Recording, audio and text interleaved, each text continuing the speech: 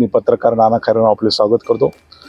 श्रोते, आपणास माहिती आहे नाशिकच्या अनंत कान्हेरे मैदानावर महाराष्ट्र विरुद्ध सौराष्ट्र हा 23 वर्षातील क्रिकेटचा सामना रंगणार आहे। यासाठी नाशिकचे अनंत कान्हेरे मैदान चांगले सजले आहे। महाराष्ट्राच्या संघाचे प्रशिक्षक सहाय्यक प्रशिक्षक श्री निखिल पराडकर सर हे आपल्या समोर जोडले गेले आहेत।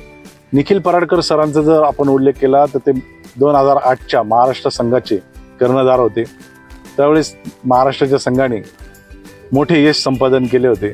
आज या संघाचे कर्णधार निखिल पराडकर सर आपल्याशी गप्पा मारणार आहात, त्यांच्याशी आपण चर्चा करणार आहोत। सर नमस्कार। नमस्ते सर, ज्यावेळेस आपण ॲज अ कॅप्टन म्हणून महाराष्ट्राच्या संघाबरोबर आले होते त्यावेळेची स्थिती वेगळी होती।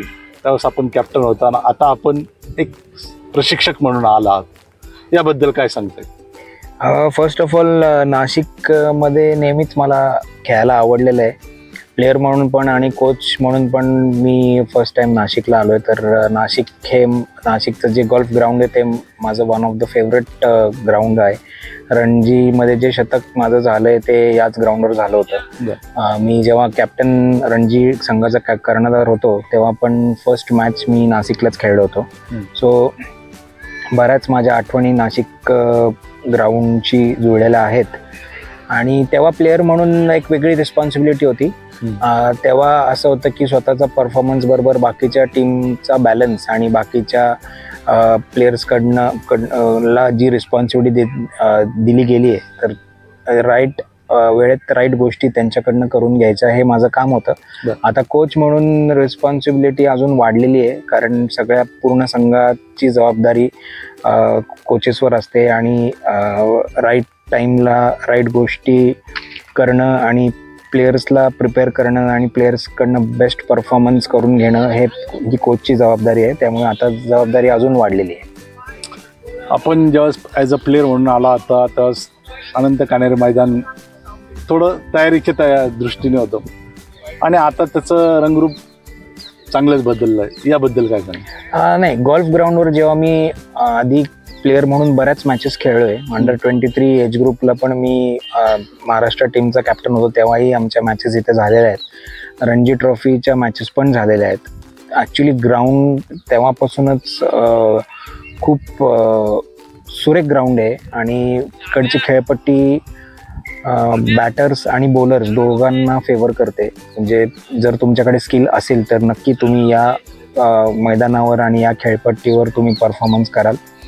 आणि मी जेव्हा रणजी ट्रॉफी ॲक्टिव्हली खेळत होतो तेव्हा त्याच्यानंतर आता साधारणपणे एक 10 वर्षानंतर मी इथे परत आलो आहे। तर ग्राउंडमध्ये बरीच डेव्हलपमेंट आहे, प्रॅक्टिस फॅसिलिटी चांगली आहे, पिच खूप सुरेख आहे आणि नाशिक डिस्ट्रिक्ट क्रिकेट असोसिएशनची तयारी एकंदरीत मी खेळत असतानापासून मला अनुभव आहे की खूप चांगली तयारी करतात NDCA Nashik district cricket association आणि खूप मैदान म्हणजे खूप चांगलं त्यांनी तयार केलेलं आहे। यावर्षी देखील भरपूर पाऊस झाला तरी आम्ही काल तिथे प्रॅक्टिससाठी त्या ग्राउंडवर गेलो होतो, पण असं बिलकुल वाटत नाही की पावसामुळे तयारी कमी पडली किंवा काय। खूप सुरेख ग्राउंड केलं आहे आणि फार इंटरेस्टिंग मॅच होईल आमची आणि सौराष्ट्राची पहिली। महाराष्ट्र आणि सौराष्ट्र हा सामना होणार आहे, त्या सामन्याची तयारी आपल्या दृष्टीने कशी झाली? ॲक्च्युली आमची टीम खूप बॅलन्स्ड आहे। खूप चांगले प्लेयर्स आमच्या टीममध्ये, एक्सपिरियन्स प्लेयर्स आहेत। सचिन दस अंडर 19 इंडियाचा वर्ल्ड कप खेळणारा खेळाडू आहे। राजवर्धन अंगरगेकर आहे, दिग्विजय पाटील आहे, किरण चोरमोले अंडर 19 इंडिया खेळला, अनुराग कवडे आहे जो अंडर 19 इंडिया खेळून आला आहे आणि अजून बरेच काही प्लेयर्स आहेत की ज्यांनी मागच्या वर्षी ही टीम CK नायडू ट्रॉफीची सेमीफायनल खेळली आहे। बऱ्याच लोकांनी परफॉर्मन्स केलं आहे। तर खूप चांगली बॅलन्स्ड आणि स्ट्रॉंग टीम आहे आमची आणि आम्ही नक्कीच चांगली कामगिरी करू। सर, आपण क्रिकेटच्या मैदानावर देखील आपल्या टीमने सराव केला, आपण त्यांना गायडन्स केलं, इथल्या मैदानाविषयी काय बोलतो? ॲक्च्युली जे डायरेक्टर आहेत आपले क्रीडकचे विनोद यादव हे गेल्या 9 वर्षापासून महाराष्ट्र चे टीमचे ट्रेनर म्हणून काम करत आहेत। त्यांना खूप एक्सपिरियन्स आहे चांगला आणि त्यांच्याबरोबर मी बरेच काम केलेलं आहे. तर नेहमी त्यांची अशी एक इच्छा होती की नाशिकमधल्या खेळाडूंना काहीतरी सगळ्या खेळाडूंना एक चांगला प्लॅटफॉर्म उभा करून द्यायचा, त्यांच्यासाठी चांगली फॅसिलिटी बनवायची, असं त्यांचं नेहमीच बोलण्यात असायचं. आणि आज साधारणपणे इतक्या वर्षांनी म्हणजे मी बऱ्याच वर्षांनी नाशिकमध्ये आलो, तर इतका चांगला सेटअप विनोद यादव यांनी उभा केला आहे. खूप चांगल्या फॅसिलिटीज आहेत प्रॅक्टिससाठी. एज ग्रुप प्लेयर्सपासून ते अक्षरशः ओपनच्या खेळाडूंसाठी स्टेटसाठी तयारी करण्यास, स्टेट क्रिकेटची तयारी करण्यासाठी जी फॅसिलिटी आहे ती या ग्राउंडवर आहे. इंडोर फॅसिलिटी खूप चांगली आहे, खेळपट्ट्या खूप चांगल्या आहेत, कोचेसही चांगले आहेत आणि प्लस या सगळ्या प्लेयर्सला जे ट्रेनिंग न्यूट्रिशन लागणार आहे ते विनोद यादव स्वतःच डायरेक्टर आहेत, तर त्यांचाही मोठा त्याच्यामध्ये कॉन्ट्रीब्युशन असणार आहे. तर खूप आउटस्टँडिंग फॅसिलिटी उभे केली आहे आणि प्लस ही फॅसिलिटी MCAची झोनल क्रिकेट अकॅडमी म्हणून पण त्यांना मान्यता मिळाली आहे. त्यामुळे अजून या फॅसिलिटीमध्ये बरेच इंटरेस्टिंग गोष्टी ॲड होणार आहेत आणि इकडच्या सगळ्या क्रिकेटर्ससाठी खूप चांगली अपॉर्च्युनिटी आहे की त्यांनी त्यांचं येऊन इथे क्रिकेट त्यांनी डेव्हलप करावं. सर, आपण जर बघितलं तर यावेळेसचा हंगाम थोडा क्रिकेटचा लेट झाला, पाऊस भरपूर पडला, म्हणजे नाशिकमध्ये नाही तर संपूर्ण महाराष्ट्रात, भारतात पण चांगला पडला. त्याचा क्रिकेटवर बराच परिणाम झाला. आपल्याला सरावाला वेळ कमी मिळाला किंवा वेळ कमी मिळतोय, त्याबद्दल काय सांगता येईल? मला असं वाटतं की महाराष्ट्र क्रिकेट असोसिएशनने ती गोष्ट फार चांगली बॅलन्स केली. जरी आम्हाला कमी सराव मिळाला तरी MCAने बऱ्याच टूर्स चेन्नई, बँगलोर तिकडे टुर्नामेंट्समध्ये आमच्या बऱ्याच टीम्सनी भाग घेतला. रणजी संघ तिथे प्रॅक्टिससाठी गेला होता. अंडर-23चे काही सिलेक्शन मॅचेस आम्ही सोलापूरला खेळलो. त्याच्यानंतर आम्ही इंडोरमध्ये प्रॅक्टिस केली. त्याच्यानंतर बापूंना कपसाठी आम्ही नागपूरला गेलो, तिथे आम्ही रनरअप झालो. या दरम्यान बराच पाऊस पडला, पण तरी आय थिंक की MCAने बऱ्याच फॅसिलिटी तयार केल्या सगळ्या टीमसाठी आणि त्याच्यामुळे एवढा पाऊस पडून पण आमची प्रॅक्टिस इनफ झाली आहे, आमची तयारी चांगली झाली आहे आणि आम्ही कॉन्फिडंट आहोत की आमची टीम चांगलं करेल. सर, आता थोडं बॅकला पुन्हा एकदा जाऊ की आपण ज्यावेळेस महाराष्ट्राचे कर्णधार होता त्यावेळेस बालाजी सारखे, दिनेश कार्तिक हा माझ्या मते तामिळनाडूचा कर्णधार होता आणि त्यावेळेस आपण आमने सामने कर्णधार म्हणून होते. त्यावेळेस आपल्याला आता कसं वाटतं की खरंच ती टीम होती किंवा मी त्या टीम विरुद्ध खेळलो आणि फाईट दिली? ॲक्च्युली ती माझ्या करिअरमधली 4थीच मॅच होती आणि मी रणजीचा कर्णधार होतो. आणि फर्स्ट मॅच आमची तामिळनाडूबरोबर होती नाशिकमध्ये आणि I think Dinesh Karthik captain होते. एल बालाजी त्या मॅचला खेळत होते, आर अश्विन खेळत होता, मुरली विजय खेळत होता त्या मॅचला, आणि असे काही दिग्गज खेळाडू त्या टीममध्ये होते. आमची इनएक्सपिरियन्स साईड होती. माझ्या टीममध्ये हर्षद खडीवाले होता, केदार जाधव वाईस कॅप्टन होता. तरी आम्ही आमचा जो काही मिनिमल एक्सपिरियन्स होता किंवा आमची तशी बरीच इनएक्सपिरियन्स साईड होती, पण या माझ्या टीममधल्या बऱ्याच प्लेयर्स अंडर-19च्या विनिंग टीममधनं, कुचबिहार जिंकलेल्या संघातनं किंवा विनू मंकड ट्रॉफी जिंकलेल्या संघातनं पुढे आले होते. त्यामुळे जरी इनएक्सपिरियन्स होतो तरी आम्ही चांगली त्यांना फाईट दिली आणि तो सामना पूर्ण 4 दिवस चालला. त्याचा काही निकाल लागला नाही, पण त्यांची जी टीम होती, त्यांची जी स्ट्रेंथ होती, त्याला आम्ही नक्कीच चांगला प्रतिसाद दिला आणि आम्ही चांगली फाईट दिली. खूप चांगला एक्सपिरियन्स होता क्रिकेटमध्ये. अशी एक्सपिरियन्समुळे तुम्हाला खूप शिकायला मिळतं. आणि तीच एक गोष्ट माझ्यावर झाली की फर्स्ट करिअरमधली 4थी मॅच मी कॅप्टन होतो आणि एवढ्या स्ट्रॉंग साईड अगेन्स्ट खेळायला मिळालं.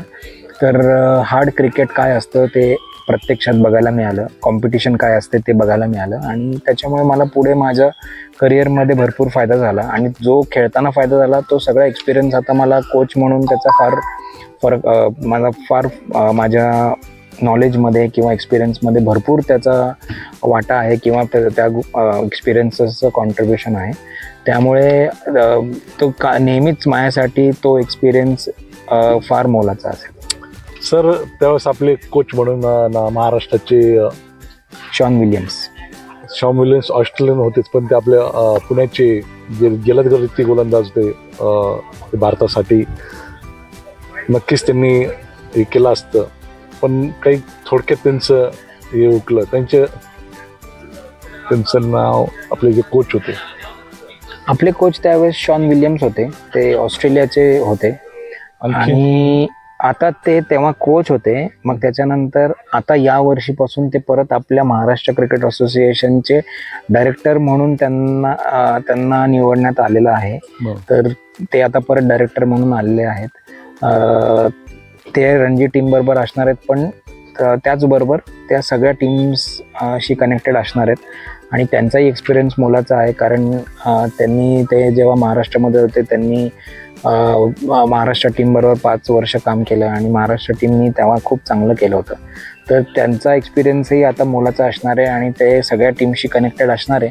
त्याच्यामुळे त्यांच्या एक्सपिरियन्समुळे पण आम्हाला फार मदत होणार आहे या टुर्नामेंटसाठी.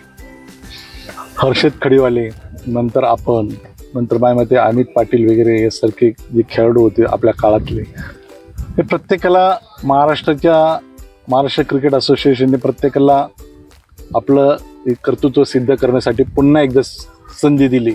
ॲज अ कोच म्हणून, ॲज अ फिल्डर कोच, सर्व याबद्दल काय सांगता येईल आपण? ॲक्च्युली आमच्या बॅचचे सगळेच प्लेयर्स आम्ही कुठल्या ना कुठल्या तरी टुर्नामेंट जी BCCIची टुर्नामेंट जिंकण्यामध्ये आम्ही इन्व्हॉल्व होतो. आणि आता क्रिकेटची जर्नी संपल्यानंतर आता आम्ही कोचिंगमध्ये आहोत आणि माझ्या बॅचचे बरेच प्लेयर्स आता महाराष्ट्राच्या कुठल्या ना कुठल्या टीम्सबरोबर कुठल्या ना कुठल्या रोलमध्ये आहेत. आणि आय एम व्हेरी शुअर की त्यांच्या सगळ्यांचा एक्सपिरियन्स MCAच्या सगळ्या टीम्ससाठी फार महत्त्वपूर्ण ठरणार आहे. आणि आम्ही प्लेयर म्हणून महाराष्ट्रासाठी टुर्नामेंट्स जिंकलो आहोत. आता आम्हाला कोचेस म्हणून महाराष्ट्र क्रिकेट असोसिएशनची टुर्नामेंट जिंकायचं आहे, हे आमचं ध्येय. सर, आपल्याला अखेरचा क्वेश्चन, आपण महाराष्ट्राच्या संघातील असे कोणते खेळाडू की त्यांना आपण उदयोन्मुख किंवा ते नक्कीच भारतीय संघाचे दार ठोठवू शकतात, असे कोणाचे नाव घेता येऊ शकतं आपल्याला? मला असं वाटतं की सचिन धस अंडर-19 इंडिया खेळून आला होता. खूप चांगला परफॉर्मन्स केला आहे, खूप चांगल्या टचमध्ये आहे, भरपूर परफॉर्मन्स करतो. अर्शिन कुलकर्णी, दिग्विजय पाटील आणि किरण चोरमोले म्हणून आहे, तोही अंडर-19 इंडिया खेळून आला आहे. साहिल परब म्हणून आपला एक अंडर-19 चा प्लेयर आहे, नाशिकचाच आहे, खूप चांगली बॅटिंग करतोय, तोही अंडर-19 इंडिया खेळून आलेला आहे. राजवर्धन हंगरगेकर म्हणून प्लेयर आहे, तो अंडर-19 इंडिया खेळलाय. रणजी संघात पण तो आहे आणि आता इनिशियली तो काही मॅचेस आमच्या टीमसाठी 23 साठी खेळणार आहे. तर मला असं वाटतं की हे सगळे प्लेयर्स आहेत की ज्यांना खूप पुढे मोठा चान्स आहे भारतीय संघात सिलेक्ट होण्याचा किंवा खेळण्याचा. या सगळ्या प्लेयर्समध्ये ती कॅपेबिलिटी आहे, त्यांनी तसा परफॉर्मन्स पण केलेला आहे. आणि एवढंच एक कोच म्हणून मला असं वाटतं की त्यांच्याकडे जी ॲबिलिटी आहे, त्यांच्याकडे जे स्किल आहे, जो क्लास आहे, त्या सगळ्याचा उपयोग करून त्यांनी महाराष्ट्राला टुर्नामेंट जिंकून देण्यात त्यांचं एकदम महत्त्वाचं योगदान असावं. आणि ते केल्यानंतर नक्की त्यांना पुढे अपॉर्च्युनिटी मिळेल पुढच्या टीम्ससाठी सिलेक्ट होण्याची. त्यामुळे हे काही प्लेयर्स आहेत, मला असं वाटतं की ते डेफिनेटली पुढं भारताचं प्रतिनिधित्व करू शकतात. सर, तुम्ही आज आमच्याशी आपला कॅप्टनशिपपासून तर आत्ताचे कोच यापर्यंत आणि परत त्याचबरोबर महाराष्ट्राचा क्रिकेट संघ सध्या कसा आहे आणि तो कशी चांगली कामगिरी करू शकतो या विषयावर बोलला, त्याबद्दल धन्यवाद. थँक्यू.